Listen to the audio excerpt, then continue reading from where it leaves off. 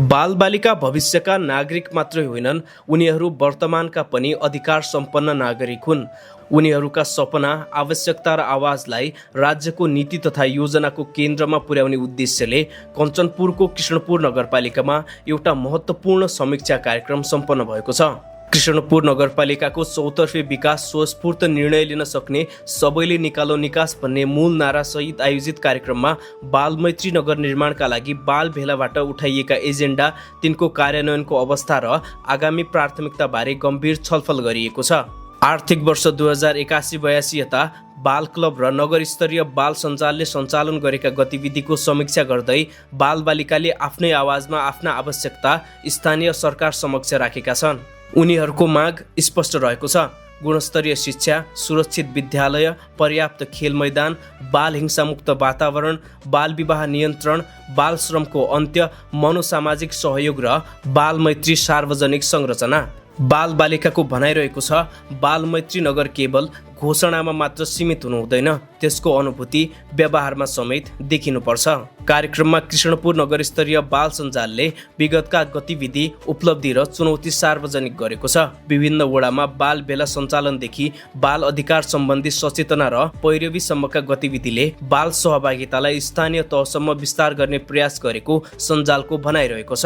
हामी चाहिँ आज 2081-82 सालमा बालभेला भएको थियो। त्यो बालभेलाबाट केही कुन कार्यक्रमहरू आएका थिए र ती कार्यक्रमहरूले कृष्णपुर नगरपालिकाले कति समाधान गरिदियो, कति कुराहरू, कति कार्यक्रमहरूको आयोजना गर्यो भन्ने कुरामा हामी आज विस्तृत छलफल गर्ने गइरहेका छौँ, प्रगति समीक्षा गर्न गइरहेका छौँ। बालबालिकाले उठाएका मुद्दाप्रति स्थानीय सरकार पनि सकारात्मक देखिएको छ।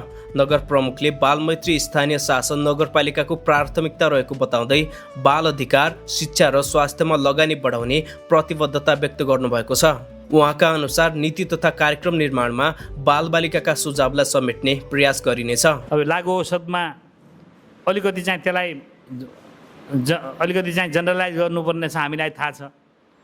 अब ओडामा तपाईँहरूले भन्नुभएको छ, ओडाले पनि आफ्नो ढङ्गले केही न केही गर्छ, हामीले पनि त्यसलाई अलिक महत्त्व दिएर त्यो कार्यक्रमलाई गर्छौँ।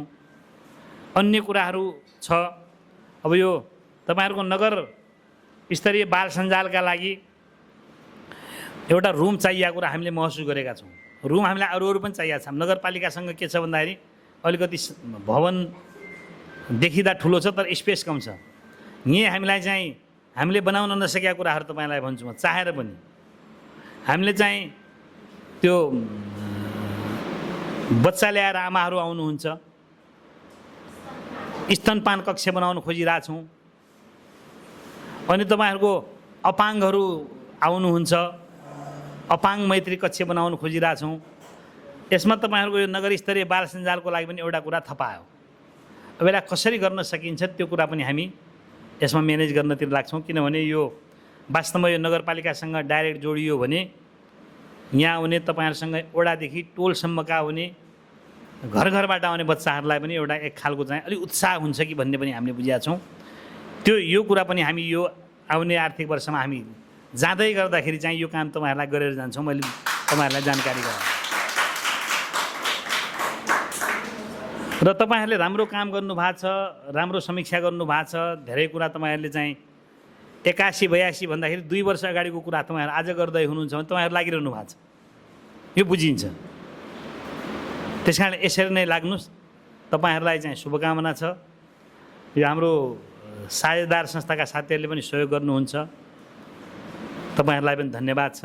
नगर उपप्रमुखले बालबालिकाको सहभागितालाई स्थानीय लोकतन्त्रको महत्त्वपूर्ण आधारका रूपमा व्याख्या गर्नुभएको छ। त्यस्तै प्रमुख प्रशासकीय अधिकृतले बालबालिकाका सवाललाई योजना तथा बजेट प्रक्रियासँग जोड्न प्रशासन प्रतिबद्ध रहेको बताउँदै निरन्तर समन्वय आवश्यक रहेको धारणा व्यक्त गर्नुभएको छ। हामी आफै गरेका कामहरूलाई पुनः हामी स्मरण गराइरहेका छौँ। यी कार्यक्रम हामी आफै नै गरिरहेका थियौँ र जुन कार्यक्रम गर्दै गर्दा हामी सफल पनि भएका छौँ। त्यस सफलले गर्दा आज हामी त्यो सफललाई पुनः स्मरण गरिरहेका छौँ। त्यसले गर्दाखेरि कुन ओडामा के काम भइरहेको छ, कुन ओडामा भाइ बहिनीले के काम गरे भनेर चाहिँ एक अर्कासँग चाहिँ हामी समीक्षा कार्यक्रममा चाहिँ उपस्थित भएका छौँ। त्यसले गर्दाखेरि म सम्पूर्णलाई हार्दिक आभार व्यक्त गर्न चाहन्छु। बाल सञ्जालले गरेका धेरै कामहरू चाहिँ लगभग हाम्रो 95% चाहिँ काम भइसकेको छ। किनभने यदि हामी बालबालिकालाई चाहिँ परिचालन नगरेको भए हामी आफै चाहिँ सङ्घ संस्था नगरपालिका चाहिँ लागेको भए सायद यति चाँडो हामीले चाहिँ सम्भव पनि हुन्थेन कि जस्तो मलाई लाग्छ। किनकि यो चाहिँ बालबालिकाहरूलाई चाहिँ समस्या र उहाँलाई चाहिँ हिंसा र उहाँलाई चाहिँ भएका अभाव र उहाँले भोगिरहेका कुराहरूलाई चाहिँ उहाँ मार्फत नै गराउँदा हामीलाई चाहिँ धेरै नै प्रगति भएको छ। त्यसले गर्दाखेरि यो बाल विवाह लगत्तै अहिलेको अवस्था यही महिना जेठको महिनामा हाम्रो बाल विवाह भइरहँदा त्यो बाल विवाह हामी तुरन्त चाहिँ रोक्न सफल भएका छौँ।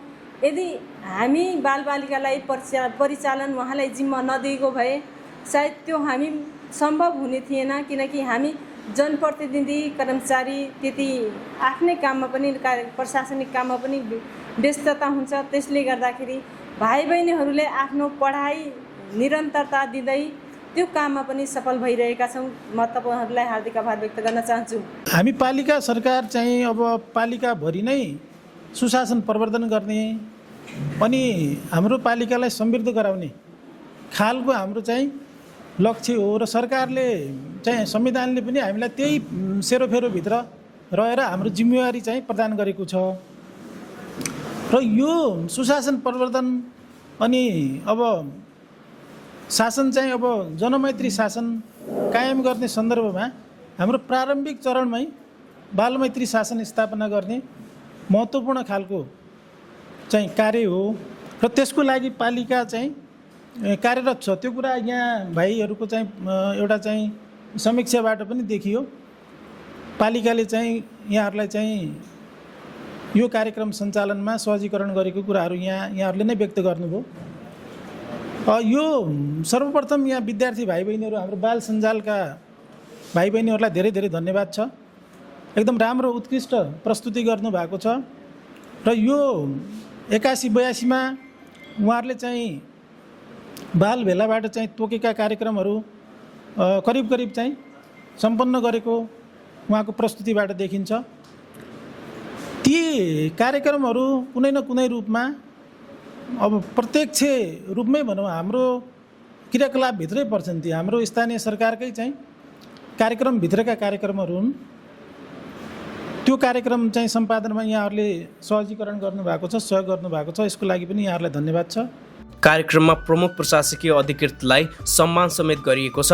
बालबालिका जनप्रतिनिधि नगरपालिकाका पदाधिकारी र सरोकारवालाको सहभागिताले कार्यक्रमलाई केवल औपचारिक समीक्षा होइन आगामी योजनाको आधार तयार गर्ने साझा मञ्चका रूपमा समेत स्थापित गरेको देखिन्छ।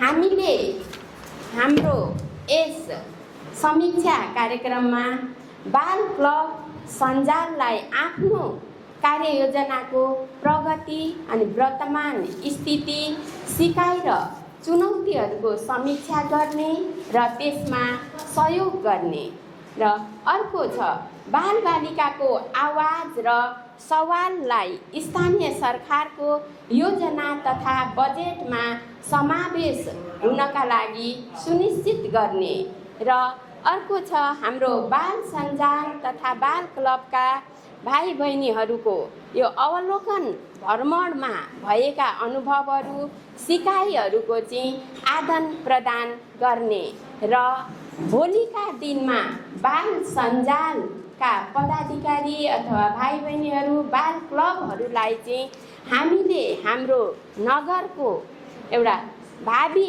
पुस्ताका रूपमा र भोलि एउटा नेतृत्व पङ्क्तिमा पुर्याउनको लागि उहाँहरूलाई गर्न सक्ने हाम्रो प्रत्येक वडाबाट पनि बजेटहरूको सुनिश्चित गरेर उहाँहरूको भविष्य निर्माणमा चाहिँ हामीले सक्दो योगदान सहितको बजेट राखेर उहाँहरूलाई अर्थपूर्ण सहभागिता गराउने भन्ने यिनै उद्देश्यहरूका बारेमा हामी छलफलहरू गर्नेछौँ र यो प्रगतिको हामीले अहिले समीक्षा पनि गर्नेछौँ। कार्यक्रममा सहभागी बालबालिकाले आफूहरूलाई सुन्ने, सम्मान गर्ने र निर्णय प्रक्रियामा सहभागी गराउने वातावरणको अपेक्षा व्यक्त गरेका छन्।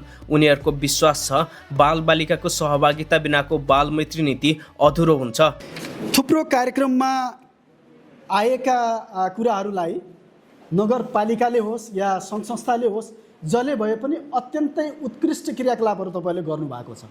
छोटो समयमा जति क्रियाकलापहरू गर्नुभएको छ, सायद तपाईँहरूले आफूले जानी होला या कसैले सहयोग गरी होला, यसलाई एकदम राम्रोसँग गर्नुभएको छ र आगामी दिनमा पनि यो निरन्तर गर्नका लागि म शुभकामना दिन चाहन्छु र तपाईँहरूलाई झन् हौसला पनि दिन चाहन्छु। यतिले मात्रै पुगेको छैन। हाम्रो समाजमा जुन बालमैत्री सुशासनको कुरा हामीले उठाएका छौँ, यो कुनै संस्थाले उठाएको होइन, वर्ल्ड भिजनको नारा होइन, यो सरकारको नारा हो। सरकारले 87 भित्र फेडरल गभर्मेन्ट, प्रदेश सरकार र स्थानीय सरकार सबैको साझा प्रतिबद्धताले के भनेको छ भने 2087 भित्र नेपाललाई हामी बालमैत्री सुशासन देश बनाउँछौँ भनेर भनेको छ। देश बनाउनलाई कृष्णपुर नगरपालिका पनि एउटा हो, जसले एउटा पहिला आफूले घोषणा गर्नुपर्छ। जहाँ चाहिँ तपाईँले सुनौल नगरपालिकाको कुरा गर्नुभयो, तिलोत्तमा नगरपालिकाको कुरा गर्नुभयो र सुदूरपश्चिममा कृष्णपुर नगरपालिका पनि त्यो बाटोमा चाहिँ अगाडि बढ्नेछ भन्ने हामी आशा र त्यो लक्ष्यका साथ अगाडि बढौँ भन्ने कुराहरू पनि म भन्न चाहन्छु। र त्यसमा बालबालिकाहरूको पनि महत्त्वपूर्ण भूमिका छ। त्यो भूमिका भनेको के हो भने तथ्य बेस पैरवी हामीले गर्ने हो। त्यत्तिकै आएर बजेट अलोकेसन गर्ने अर्को भन्ने कुरा होइन। तथ्य चाहिँ के हो, धेरै तथ्यका कुराहरू गर्नुभएको छ। र अघि थप राम्रो कुरा तपाईँहरूले के गर्नुभएको छ भने भ्रमणमा जुन नगरपालिकाले तपाईँहरूलाई अभिभावकीय भूमिका दिएर भ्रमणमा लैजानुभयो, तपाईँहरूको अभिभावकत्व ग्रहण गर्नुभयो, त्यहाँ तपाईँहरूलाई सिकाउने कुराहरू गर्नुभयो, अझ थप कुरा नेतृत्व विकास गर्नुभयो। 7 दिनसम्म सरकारले बजेट अलोकेसन गरेर हाम्रा भाइ बहिनीहरू सञ्जालमा भएका बालबालिकाहरूको नेतृत्व क्षमता विकास गर्नुपर्छ भनेर 7 दिनसम्म लगानी गर्ने कृष्णपुर नगरपालिका पहिलो होला मेरो सुन्नमा आएअनुसार।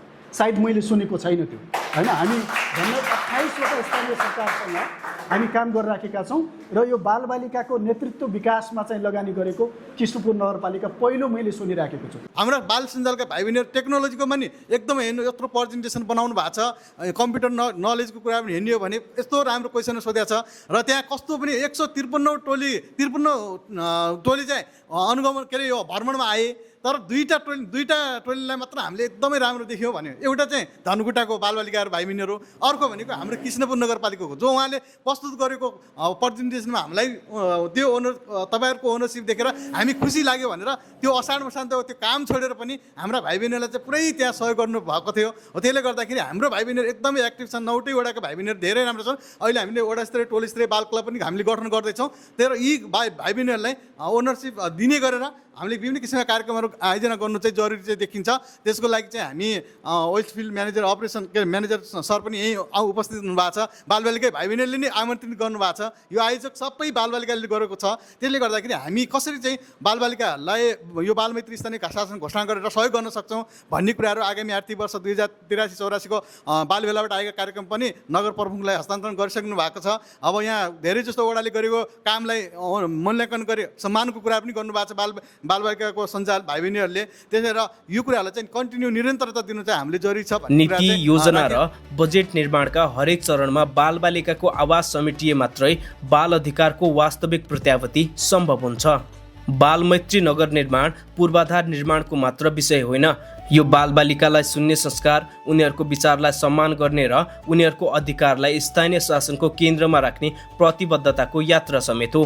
कृष्णपुरमा सम्पन्न यो समीक्षा कार्यक्रमले त्यही सन्देश दिएको छ।